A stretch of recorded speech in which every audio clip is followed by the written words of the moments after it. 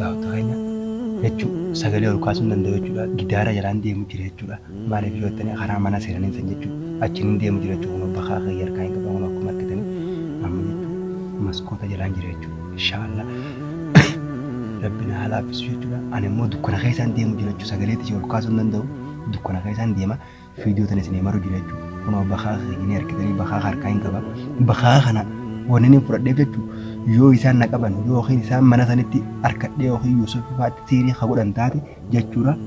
An noo qablee daawwatte keenya kun akkuma argitan kana jechuudha. Kun bakka yallee harkaa hin qaba. Bakka harkaa hin qaba jechuudha. Bakka fudhadhee deemaa jechuudha. Kun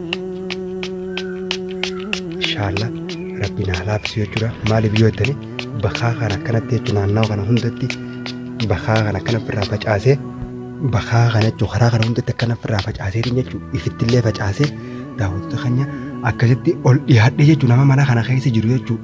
Assalaamualaikum warahmatullahi wabarakatuh. Jirti isin jecha kan daawwattoonni bakka isin salaamana keenya gara fileen gattaamuree isin biraa ga'u isin jecha akkuma beekamu daawwattoota keenya walitti deebineetiin dhufee jira jechuudha.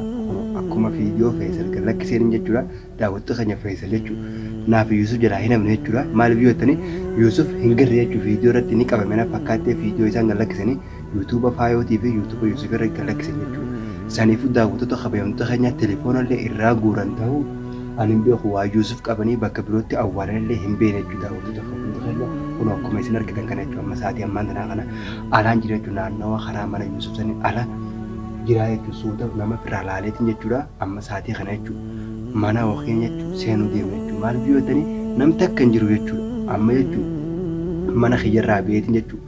Deemu jira jechuudha. Daawwattoota kabajamtoota keenya Inshaallah bakkuma jirtanii du'aa hin godhaa jechuudha. Maaliif yoo ta'ani an jechuudha bakka Yuusuf haa qabamu jechuudha. Ammallee nu namni yoo faayoon ichi gabbaate jechuudha. Yoo faayoon mana san keessaa kan gabbaatu taate anis hafuu hin deemu jechuudha. Anis anuma qabu deemanii seeritti na deemsu deeman jechuudha. Maaliif yoo ta'ani haati siirii guddoon faayoo jechuudha. Tokkoffaarratti lammaffaarratti Faisal jechuudha. Sadaffaarratti Filsan intala sanii jechuudha. Intala Faisal wajjin eeggate mana hidhaana keessa jechuudha. Sana araba maallaqa kan ta'e saniif Inshaallah bakka jirtanii du'aa hin godhaa jechuudha. Rabbi sin qabsiisin yaadaati jechuudha. Du'aa hin godhaa jechuudha. Kunoo amma akkuma argitanii dukkana jechuudha lafti ifaan ibsadhee jira malee lafti kun akkuma argitan kan lafti dukkana jechuudha. Dukkana keessaan jira jechuudha amma. Saniifuu Inshaallah daawwattoota keenya waan takka hin ta'u jechuun dhaqaa bakka toosa jechuudha. Mana niin seena jechuudha. Akkas jechuudha. Saniifuu Inshaallah daawwattoota keenya roorroon teenya roorroma jechuudha. Maaliif yoo ta'ani dhugaa inni manatti jechuudha faayootti dhaqee faayoo mana keessaa baasee jechuudha. Waa meeqa dalagu deeman jechuudha. Karoora qaban jechuudha. Viidiyoo Faisal gallakkisarratti jechuudha ni argitan jeetii yaada waa inni dubbate guututti argitanii jirtan jechuudha. Ilmaan liinaa waa meeqa dubbachaa jira jechuudha. Faayoo garuu dhaqee manarraa jechuudha irraa hidhaa shinshirata ol fuudheetiin si oofamu akkamittiin si oofa jeen jechuudha. Yuusuf lukatti jechuudha shanzalataan qulfiitti qollofee waa meeqa itti godhee mana san keessa kaa'ee jechuudha. Sagalee xiyyaallee ol kaasuu hin danda'u jechuudha. Saniifin sagalee xiqqeessee isinii maru jira jechuudha viidiyoo tanaa. Saniif Inshaallah daawwattoota keenya bakkuma jirtanii du'aa hin godhaa. Maaliif yoo ta'ani an jechuudha qophaa'eetiin deemu jira kun akkuma isin argitan kana jechuudha. Isiniin garsiisa jechuudha qophaa'eetiin jechuudha ammaan tana dukkana keessan taa'u jira. Kun akkuma argitan jechuudha. Kuni bakkaa jechuudha. Bakkaa kan argitanii bakkaa kiyya fudhadheetiin jechuudha. Bakkaa liinarraa fudhadheetiin liinaan Abdallaa deebi'aan jettee isin ilmaan harkaa qabdi jechuudha. Daawwattoota keenya haati ilmaanii gaa deemuun taatu jechuudha. Maaliif yoo ta'ani yeroo hedduu jechuudha rakkachaa turte jechuudha liinaan. Saniifuu daawwattoota keenya kana keessaan jira jechuudha.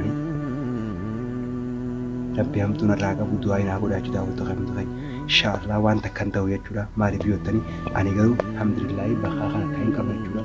Wallaahi waan takka waan ibsu dhuma lafti hin dukkanu qarraa kanaan ibsachuu jira jechuudha. Qarraa kanaan ibsachuu jira saniifuu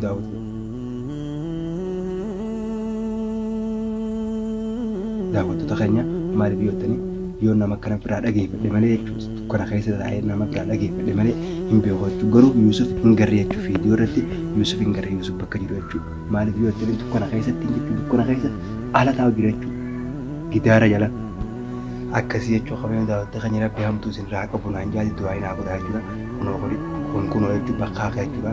Namaatu naannawaa kana haasa'u jechuudha.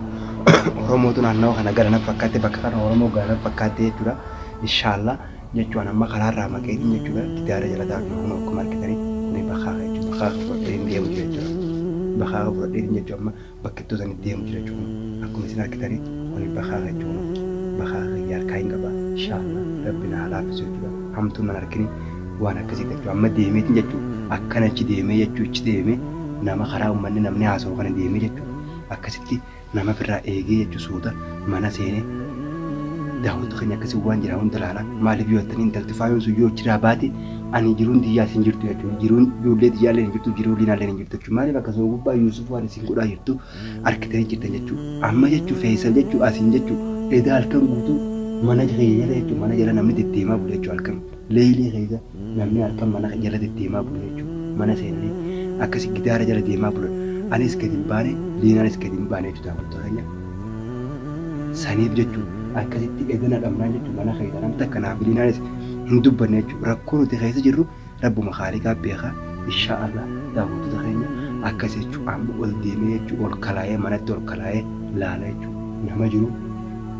akkasitti laala jechuudha rabbinaaf halaafisu jechuudha intala san harkadhee faayoo harkadhee Feesal harkadhee ani bakaaqa kana jechuudha bakaaqa kana itti afuufee dirqama nama takka gaggabsee maali akka isaan faayoo bakka saniif fudhanii hin deemnetti jechuudha dirqama bakaaqa kana itti afuufuun qaba jechuudha amma waliin dukkana tana keessa taa'u waan birootiif miti jechuudha inshaallah akkasii bakka jirtaniin du'aa inoo godhaa nuula rabbis ni halaafisu rabbi hamtuu sirraa oolchuu yaate du'aa inoo godhaa jechuudha manarraa deemee beeyitiin jechuudha diinaa bira ala jira jechuudha waan fedhe yoo ta'e akka Yuusuf roorrifamu akka Yuusuf qixaatamu waa'ee hin feene jechuudha fiidiyoo irratti garuu Yuusuf hin garre jechuudha fiidiyoo isaan dura gallakkisanii fi fiidiyoo taa'in agarre jechuudha ani eegasii shaba kanarra dhaabbate jechuudha shaba kanarra dhaabbate yoo namatti bilbiladhee shaba kanaa ergaa jeen malee waan takka jechuudha shaba kanaa isaan qabu jechuudha akkuma itti Yuusufu fiidiyoo irratti ol beema ol hin baane walaa Suleymaanii walaa Makkiraa takkaayyuu nagare jechuudha fiidiyoo irratti jechuudha maaliif yoo ta'e yoo tarii yookiin siirii san itti naqee jechuudha Feesal siirii san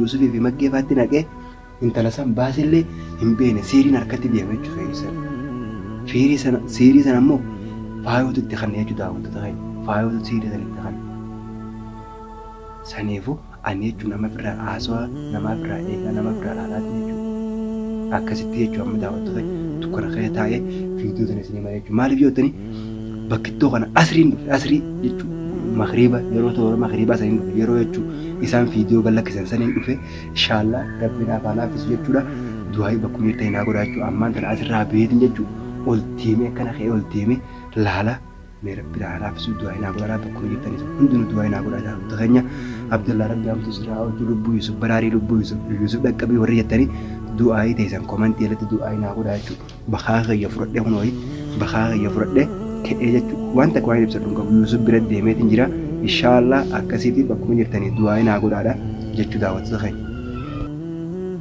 akkasii jechuudha kan qabu daawwattoota keenya jechuudha sagalee ol kaasuu hin danda'u jechuudha gidaara jalaan deemu jira jechuudha maaliif yoo ta'e karaa mana seenanii san jechuudha achiin hin deemu jira jechuudha bakkaa kayya harkaa hin qabu akkuma argitanii amma jechuudha maskoota jalaan jira jechuudha inshaallah rabbina halaafisu jechuudha ani immoo dukkana keessaan deemu jira jechuudha sagalee ol kaasuu hin danda'u dukkana keessaan deema fiidiyoo tan isin himaru jira jechuudha kunoo bakkaa keenya argitanii bakkaa harkaa hin qaba bakkaa kana wanni ni fudhadheef jechuudha yoo isaan na qaban yookiin isaan mana sanitti harkadhee yookiin Yuusuf faatti siirii haa godhan taate jechuudha ani jechuudha jechuudha isaan namaatu haasawa isaan jechuudha daawwattoota keenya bakkaa kan itti facaasee dirqama waan hin godhe jechuudha dirqama isaan ukkaamsee isaan fuudhuun qabu jechuudha maaliif yoo ta'ani akka isaan namammeen akka isaan faayoo hin baafne bakka sanarraa saniifin jechuudha bakkaa kana fudhadhee manarraa ba'ee jechuudha karaa Yuusufaa amma akkasi deemaa jira jechuudha daawwattoota keenya bakkuma jirtanii du'aa naa godhaa jechuudha maaliif yoo ta'an faayoon godhu nu jala hafuun hin deemtu jechuudha Feesalillee nu dhiisuu hin deemu jechuudha Feesalillee nu dhiisuu hin deemu jechuudha maaliif yoo ta'ani nuti rakkina keessa nu deebisu deemanii rakkina san keessatti deebi'uu hin feenu jechuudha ani akkumaan fiidiyoo argeen jechuu deemee bakka kana dhufee jechuu asitti fiidiyoo isin malee jechuudha kan isaan jira yoon qabamellee adii rakkoon qabu jechuudha daawwattoota keenya Yuusufis qabamuunsaa hin oolu jechuudha anillee qabamuun hin oolu jechuudha haa qabamnu malee rakkoon qabu jechuudha inshaallah daawwattoota keenya bakkuma itti du'aa naa godhaa jechuudha amma jechuudha mana kana naanneetti suuta mana kana seenee jechuudha akkasitti waan jiraa laala jechuudha yoo faayoo baasuu baatanii asumatti jechuudha bakkaa kana itti naqeetiin jechuudha jirattiisanii jechuudha amma inshaallah rabbina halaafisu bakkaa kana itti naqeetiin jechuudha faayoo akka isaan hin baafnetti jechuudha akka faayoon achi keessatti haftu godhu deema jechuudha faayoo akka itti baasuudhaaf inni wajjin wayii waachaa jira. Noo qabee daawwattoota keenya kunuun akkuma argitan kana jechuun kunoo bakaa yallee harkaa hin qaba. Bakaa harkaa hin qaba jechuun bakaa fudhadheetiin deemaa jechuun kunoo laalaalaa. Inshaallah rabbi naa laaffisu jechuudha. Maaliif yoo jettanii bakaa kana akkanatti jechuun naannawaa kana hundatti bakaa kana akkana ofirraa facaasee bakaa kana jechuun karaa kana hundatti akkana ofirraa facaasee jechuun ifittillee facaasee daawwattoota keenya akkasitti ol dhiyaadhee jechuun nama mana kana keessa jiru jechuudha. Jechuun daawwattoota keenya kun bakaa harkaa hin qaba jechuudha. Inshaallah rabbi naa laaffisu bakkuma jirtanii du'aa naa godhaa jechuudha. Bakaa fudhadhee jechuudha. Akka Yuusuf hin miidhamne akka Yuusuf wanta kan taane jechuudha. Yoon qabamellee Yuusuf wajjin ichi dhaqee haa qabamu malee kophaatti jedhee Yuusuf kophaasaa rakkachuu hin jiru jechuudha daawwattoota keenya. Maaliif yoo ta'an alaan jiru jechuudha dukkana keessa jira ifaan ibsadhe malee dukkana keessa ala jira akkuma viidiyoo laaltan saniifuu amma rabbi naa laaffisuu jechuudha. Bakaa kana jechuudha deemee jechuudha dirqama bakaa kana jechuudha Yuusuf dhaqqabuu qaba jechuudha akkuma isin argitan kana bakaa kanaan dirqama deemee Yuusuf dhaqqabuu qaba jechuudha. Bakaa kana jechuudha qaama kiyyatti akka namni hin qabuu hin dandeenyetti qaama kiyya hundatti bakaa kana godhadhee deemee dirqama bakki san dhaquu qaba jechuudha. Akka namni na qabuu hin dandeenyetti inshaallah rabbi naaf haa laaffisu jechuudha. Akkas jechuudha daawwattoota keenya amma deemaatiin jira jechuudha. Inshaallah rabbi naaf haa laaffisu.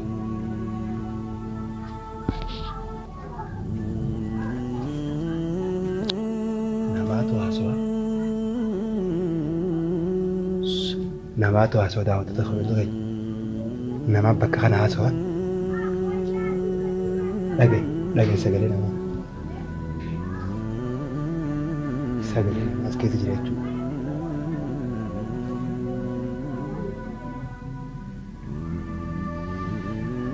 Daawwattoota keenya namaatu asii haasawaa daawwattoota keenya namaatu jira jechuudha mana kana keessa. Namaatu haasa'u intala furdoo sanii sagaleensi jechuudha as keessa na dhaga'amaa jira jechuudha. Akkanatti guyyaan kamisaa kun guyyaa har'aatii nuuf ta'e jetti jechuudha. Inshaallah intala furdoo sana harkeetiin jira jechuudha. Intala guddoo sana jechuudha firsan tafeessanii wajjin hiitisan san harkeetiin jira jechuudha. Isiitu mana kana keessa haasa'u jira jechuudha.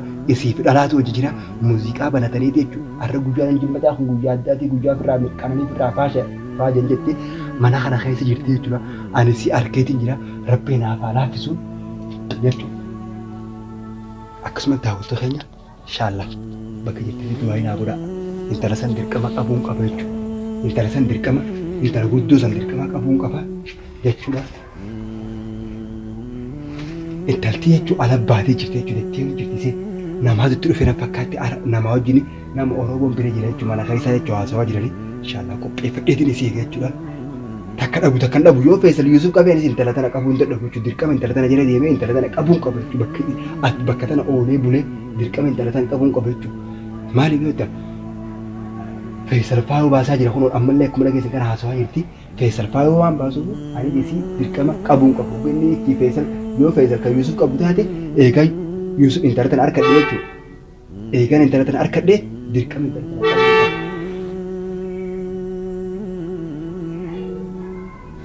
Daawwattoota keenya akkuma argitan haasawaa jiran jechuudha. Ani jechuun inshaallah rabbi naa laaffisu dukkana keessaan jira du'aa naa godhaa daawwattoota keenya takkitti kanaa isin gaafatu du'aa naa godhaa jechuudha. Wanta kanaan gootu niin qabaadha. Faayoonis hin baatu jira jechuudha. Akkasii jechuudha. Bakaa kiyya qopheeffadheetiin amma jechuudha. Bakka sanitti deema jechuudha. Bakka intalti mana intalti jirtu kanatti hin deema. Intala guddoo santu haasoo jira. Faayoo keessan hin agarre jechuudha. Amma dura intala sana harkeetiin jira jechuudha. Intala guddoo sana firsan sana harkeetiin jira. Lafaan turaan